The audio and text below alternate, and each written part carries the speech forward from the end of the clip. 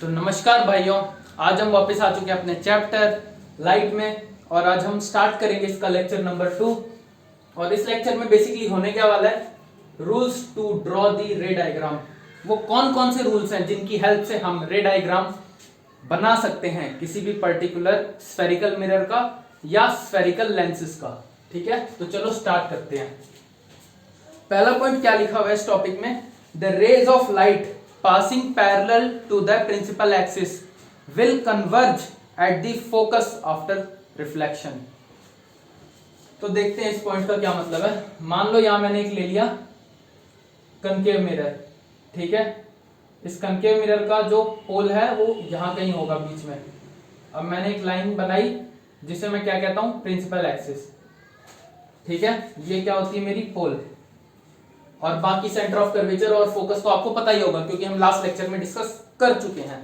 तो अगर बहुत सारी लाइट रेज पैरेलल आ रही होंगी, किसके पैरेलल, प्रिंसिपल एक्सिस के, और वो जब टकराएंगी रिफ्लेक्टिंग सरफेस के, इस पर्टिकुलर कनकेव मिरर की रिफ्लेक्टिंग सरफेस से जब वो सारी लाइट रेज टकराएंगी तो वो एक पर्टिकुलर पॉइंट पे कन्वर्ज हो जाएंगी, जिसको हम क्या कहते हैं, फोकस। ठीक है, जिसको हम कहते हैं क्या, फोकस। ये मैंने आपको लास्ट लेक्चर में भी बताया था। ये आई, ये फोकस पे ही जाके मिलेंगी सारी लाइट रेस। जब भी लाइट रेस पैरेलल होती हैं प्रिंसिपल एक्सिस के, तो वो हमेशा जाके कन्वर्ज होती हैं कहां पे, फोकस पे। ये पॉइंट क्या होता है, ये फोकस होता है। तो कन्वर्ज सिर्फ और सिर्फ कनकेव मिरर के केस में होती हैं। और अगर मैं बात करता हूं कन्वेक्स मिरर की, मान लो यहां मैंने ले लिया क्या, कन्वेक्स मिरर। किस प्रकार का होगा, ऐसा ही होता है ना कन्वेक्स मिरर, कुछ जिसकी जो गुफा वाली सरफेस होती है, गुफा वाली सरफेस को हम पॉलिश करके रखते हैं। अगर गुफा वाली सरफेस को पॉलिश कर देंगे तो इस गुफा में कोई घुस नहीं पाएगा। ठीक है, या हम ऐसे भी बोल सकते हैं कि कन्वेक्स मिरर की जो तोंद होती है वो बाहर होती है। तो इसमें भी हमने क्या करा, पोल बनाया और एक लाइन खींची जिसे मैं प्रिंसिपल एक्सिस कहूंगा। अच्छा, अब एक चीज याद रखना कि अगर इस बार मैं अपने ऑब्जेक्ट को इस तरफ रख देता हूं तो इस तरफ रखने के बाद रिफ्लेक्शन पॉसिबल होगा ही नहीं, क्योंकि इस तरफ जो है मैंने पॉलिश कर रखा है ना, पॉलिश कर रखा होगा तो रिफ्लेक्शन कैसे होगा। आप लोग अगर एक बार को सोच के देखें तो आप लोगों का जो शीशा होता है उस पर्टिकुलर शीशे का पीछे वाला हिस्सा हटाइए, अगर वो प्लास्टिक का है तो। अच्छा, पीछे वाला हिस्सा जब आप लोग हटाएंगे प्लास्टिक वाला, तो आप लोग देखेंगे उसके पीछे पेंट होगा। अब आप उसमें अपना फेस देखने की कोशिश करेंगे तो उसमें आपको फेस नहीं दिखेगा, क्योंकि उस तरफ पेंट हो रखा है। तो इस तरफ पेंट हो रखा है तो रिफ्लेक्शन क्या पॉसिबल है अगर मैं ऑब्जेक्ट को यहां रखता हूं, नहीं है पॉसिबल। लेकिन एक चीज और याद रखना कि कन्वेक्स मिरर का जो फोकस होता है वो यहीं पे होता है और इसका जो सेंटर ऑफ कर्वेचर होता है वो यहां पे ही लाई कर रहा होता है। पर तब भी अगर मैं यहां पे ऑब्जेक्ट को रखता हूं तो उसका रिफ्लेक्शन पॉसिबल नहीं है। ठीक है, वो रिफ्लेक्ट नहीं कर सकता इस तरफ से। इस कारण मैं अपने ऑब्जेक्ट को यहां रखता हूं हमेशा। इन a case of convex mirror मैं अपने ऑब्जेक्ट को हमेशा इस तरफ रखता हूं। ठीक है, तो ये तो हो गई कुछ इंपॉर्टेंट बातें। अब हम अपने पॉइंट पे आते हैं। तो अगर कन्वेक्स मिरर के केस में बहुत सारी लाइट रेस पैरेलल आती हैं, ठीक है, बहुत सारी लाइट रेस पैरेलल आती हैं, तो वो कुछ, एक मिनट जस्ट डायग्राम बना लूं मैं, तो वो कुछ इस प्रकार रिफ्लेक्ट होंगी। ठीक है, अगर कन्वेक्स मिरर के केस में बहुत सारी लाइट रेस पैरेलल आती हैं तो वो लाइट रेस पैरेलल आने के बाद इसके सरफेस पे पड़ती हैं जब, तो वो कुछ इस प्रकार रिफ्लेक्ट होती हैं कि हमें ऐसा लगता है कि ये लाइट रेस निकल के आ रही हो फोकस से। असली में ये लाइट रेस फोकस से निकल के नहीं आ रही, पर अगर हम इन पर्टिकुलर लाइट रेस को पीछे बढ़ा देते हैं, जो ये इंसिडेंट रेस है सारी, और ये मेरी क्या है, रिफ्लेक्टेड रेस। ये तो आप लोग देख रहे होंगे ना, ये इंसिडेंट रे, ये मेरी रिफ्लेक्टेड रे है। तो जो मेरी रिफ्लेक्टेड रे है वो मुझे कुछ इस प्रकार की दिखेंगी कि जैसे वो मेरी फोकस से ही आ रही हो। असली में फोकस से नहीं आ रही होती, हमें लगता है, ऐसी फील आती है कि वो फोकस से ही आ रही हो। ठीक है, तो ये एक इंपॉर्टेंट पॉइंट था, इसे आप लोग याद रखना। या ये पहला ही पॉइंट था हमारे रूल का। ठीक है,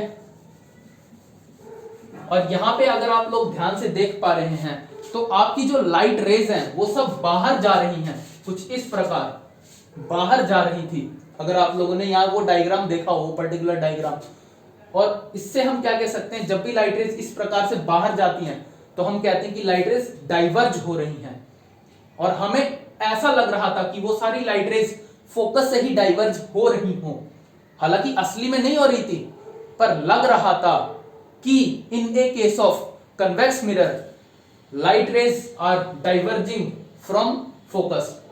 ठीक है, मैं इस पर्टिकुलर केस की बात कर रहा था जिसे मैंने अभी रफ कर दिया। ठीक है, डाइवर्ज होती हुई महसूस हो रही थी फोकस से, पर असली में फोकस से डाइवर्ज नहीं हो रही थी। ठीक है, ये हो गया आप लोगों का पहला पॉइंट। दूसरा पॉइंट क्या है, the rays of light passing through the focus will emerge parallel to the principal axis after reflection. तो ये आपका सेकंड पॉइंट है, वो फर्स्ट पॉइंट था सेकंड। मान लो मेरा कनकेव मिरर है, ठीक है, ये प्रिंसिपल एक्सिस है, ये पोल है। अगर मैंने अपनी लाइट रे को फोकस से पास करवाया तो वो रिफ्लेक्ट होने के बाद पैरेलल हो जाएगी प्रिंसिपल एक्सिस के, वो रिफ्लेक्ट होने के बाद पैरेलल हो जाएगी। तो ये थोड़ा सा आपको इसका उल्टा नहीं लग रहा, पिछला केस उल्टा नहीं है इस पर्टिकुलर केस का। पिछले केस में क्या हो रहा था, लाइट रेस पैरेलल थी, पैरेलल होने के बाद वो पास हो रही थी फोकस से। इस बार फोकस से पास हो रही है, फोकस से पास होने के बाद पैरेलल हो जाती है। ठीक है, तो ये चीज आप लोग याद रखना। अच्छा, अब अगर मैं बात करता हूं इन a case of convex mirror के केस में, तो कन्वेक्स मिरर के केस में क्या होगा, ये मेरा प्रिंसिपल एक्सिस है, ये मेरा फोकस, ये सेंटर ऑफ कर्वेचर। ये चीज याद रखना कि फोकस और सेंटर ऑफ कर्वेचर एक पर्टिकुलर कन्वेक्स मिरर का इसी तरफ होता है। तो इस केस में क्या होता है कि जो लाइट रेज होती हैं, अगर मैं लाइट रेज को कुछ इस प्रकार भेजता हूं कि मुझे ऐसा लग रहा है कि वो फोकस से ही आ रही हो, अगर मैं अपनी लाइट रेज को कुछ इस प्रकार भेजता हूं कि अगर मैं उन पर्टिकुलर लाइट रेज को आगे बढ़ाऊं तो मुझे ऐसा लगता है कि वो फोकस पे ही जाके मिलेंगी, तो जो मेरी लाइट रेज है वो पैरेलल हो जाती हैं किसके, प्रिंसिपल एक्सिस के। लेकिन यहाँ पे कंडीशन क्या है कि मुझे अपनी इंसिडेंट लाइट रे को कुछ इस प्रकार भेजना है कि वो डायरेक्टेड हो फोकस की तरफ, तभी जो मेरी रिफ्लेक्टेड लाइट रे होगी वो पैरेलल हो जाएगी प्रिंसिपल एक्सिस के। ठीक है, तो ये आप लोगों का दूसरा नियम। अच्छा, अब एक चीज आप लोग और याद रखना कि क्या इन पर्टिकुलर केसेस में लॉ ऑफ रिफ्लेक्शन फॉलो हो रहा है।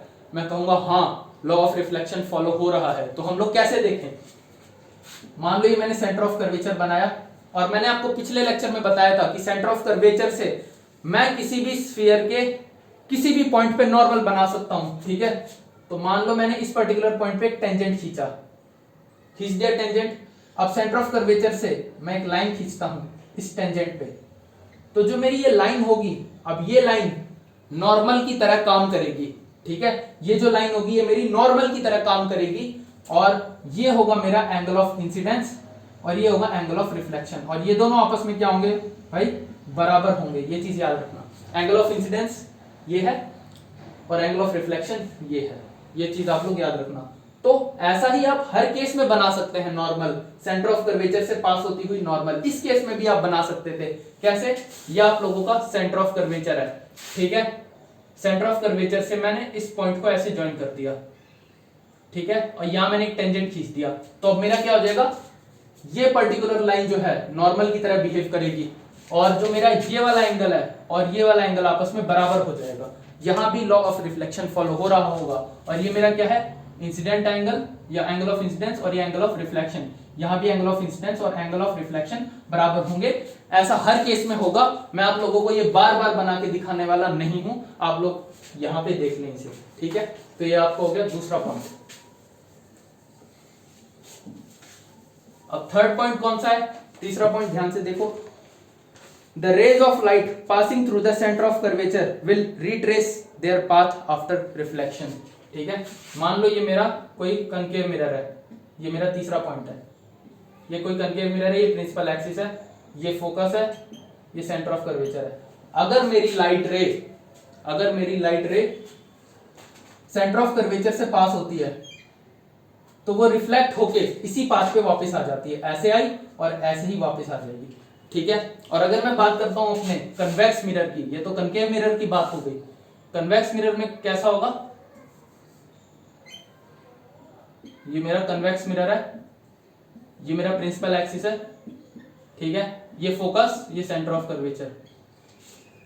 अगर मैं अपनी लाइट रे को, ये सीपीए नहीं है, ये सेंटर ऑफ कर्वेचर और ये प्रिंसिपल एक्सिस, अगर मैं अपनी लाइट रे को कुछ इस प्रकार डायरेक्ट करके भेजता हूं कि वो सेंटर ऑफ कर्वेचर पे आती हुई महसूस हो रही है, मान लो मैंने अपनी लाइट रे को कुछ इस प्रकार भेजा, ठीक है, कुछ इस प्रकार भेजा कि वो मुझे सेंटर ऑफ कर्वेचर पे जाती हुई महसूस हो रही है, असली में नहीं जा सकती। अब आप लोग पूछोगे कि भैया क्यों नहीं जा सकती असली में सेंटर ऑफ कर्वेचर पे लाइट, तो मैं कहूंगा कन्वेक्स मिरर के केस में, क्योंकि इस तरफ पॉलिश्ड सरफेस होता है, इसलिए जो मेरी लाइट है वो सेंटर ऑफ कर्वेचर पे नहीं जा सकती। इसलिए मैं बार बार बोल रहा हूं कि अगर मेरी लाइट रे महसूस ऐसा, अगर हमें ऐसा महसूस हो रहा है कि मेरी लाइट रे डायरेक्टेड है सेंटर ऑफ कर्वेचर की तरफ, असली में नहीं जा रही, ये तो बस एक ऐसी लाइन बनाई है मैंने, डॉट डॉट डॉट वाली लाइन बनाई है जस्ट शो करने के लिए कि हमें महसूस हो रहा है इस तरफ आती हुई, तो जो मेरी लाइट रे है वो रिट्रेस कर लेगी अपना पाथ, ऐसे आएगी और ऐसे ही वापस चली जाएगी in the case of convex mirror. ठीक है, ये आपका हो गया दूसरा पॉइंट। अब फोर्थ पॉइंट क्या है, फोर्थ पॉइंट क्या होने वाला है, the rays of light falling at the pole gets reflected at the same angle on the side of principal axis. ठीक है, ध्यान से देखना, ये अगर मेरा कनकेव मिरर है, ये प्रिंसिपल एक्सिस है, तो और ये मेरा पोल है, तो अगर मैं अपनी लाइट रे को इंसिडेंट करवाता हूं इसके पोल पे, ठीक है, और ये मेरा इंसिडेंट एंगल है, तो मेरी लाइट रे सेम एंगल पे रिफ्लेक्ट बैक हो जाएगी और ये दोनों आपस में बराबर होंगे। यहां लॉ ऑफ रिफ्लेक्शन फॉलो हो रहा होगा। अगर आप लोग ध्यान से इमेजिन करें एक बार को, तो ये एक लाइन है जो कि किससे पास हो रही है, सेंटर ऑफ कर्वेचर से, ये पोल है, तो क्या आप लोग देख पा रहे हैं कि जो मेरी ये वाली लाइन होगी, ये वाली लाइन, यहां पे ये पर्टिकुलर लाइन जो है वो नॉर्मल की तरह काम करेगी। किस केस में, जब मेरी इंसिडेंट लाइट रे, जब मेरी इंसिडेंट लाइट रे पोल पे आके इंसिडेंट होगी, उस पर्टिकुलर केस में जो मेरी ये वाली लाइन है ये काम करेगी नॉर्मल की तरह। नॉर्मल की तरह क्यों काम कर रही है, क्योंकि ये लाइन भी तो सेंटर ऑफ कर्वेचर से ही पास हो रही है ना, ठीक है, ये लाइन भी सेंटर ऑफ कर्वेचर से पास हो रही है, तो इस केस में ये जो लाइन होगी मेरी नॉर्मल होगी, और एंगल ऑफ इंसिडेंस और एंगल ऑफ रिफ्लेक्शन मैं हमेशा नॉर्मल के रिस्पेक्ट में ही बनाता हूं, तो यहां भी ये दोनों आपस में बराबर होंगे। ठीक है, और यहां भी लॉ ऑफ रिफ्लेक्शंस सारे फॉलो हो रहे होंगे। अब मैं बात करता हूं कन्वेक्स मिरर के केस में, तो इसमें क्या होता है, इसमें भी यही चीज होती है। अगर मेरी इंसिडेंट लाइट रे पोल पे आके इंसिडेंट होती है तो वो उसी एंगल पे रिफ्लेक्ट हो जाती है और ये दोनों एंगल आपस में बराबर होते हैं। ठीक है, तो ये हो गया आपका 4 पॉइंट। तो ये चारों थे आपके कुछ इंपॉर्टेंट पॉइंट्स, और आप इन चारों पॉइंट्स में से किन्हीं भी 2 पर्टिकुलर पॉइंट्स का यूज करके अपना रे डायग्राम बना सकते हैं किसी भी पर्टिकुलर ऑब्जेक्ट के लिए। ठीक है, आप लोग ज्यादा टेंशन मत लीजिए, अगले लेक्चर में हम रे डायग्राम ही डिस्कस कर रहे होंगे। ठीक है, तब तक के लिए इस लेक्चर को यहीं खत्म करते हैं। Thank you.